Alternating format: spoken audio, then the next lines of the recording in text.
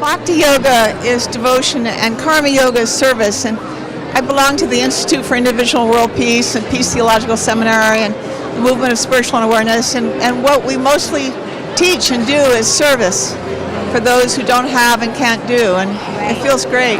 Transformational entertainment. For me, it really begins with the artist. It begins with one's own heart, one's own inner experience. I know I was in a group called Menudo, and it was all about the pop world.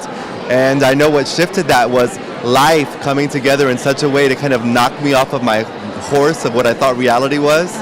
My father passed away when I was 16. I had certain experiences happen that just kind of opened me up to the impermanence of what we call reality, which in a sense revealed the permanence of the open heart, the permanence of love, the permanence of peace.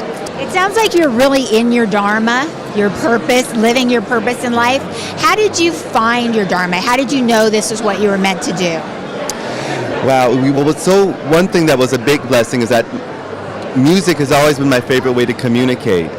And then once I really discovered who it was I was, essentially, I noticed I wasn't my name, I noticed I wasn't my gender, I noticed I wasn't my culture, I noticed I wasn't time-bound, I noticed that I was open and spacious and juicy right now.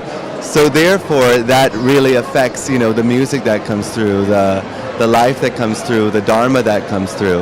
And from that space, it's like there's not even an option. I'm just here to serve, here to enjoy myself, here to enjoy the beauty that is. Now, in my new book, What's Your Dharma? I talk about the 4 yogas, and there's Bhakti, Karma, Raja, and Jhana. Do you identify with one of those paths?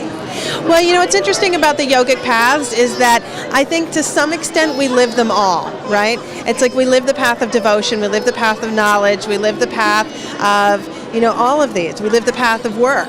And so I find that even throughout the day, I'll go through different ones in different parts of my day. But I'm always trying to bring in more devotion, more love, as well as bringing that love into my work and what I do. That's good. And doing it with knowledge and discernment.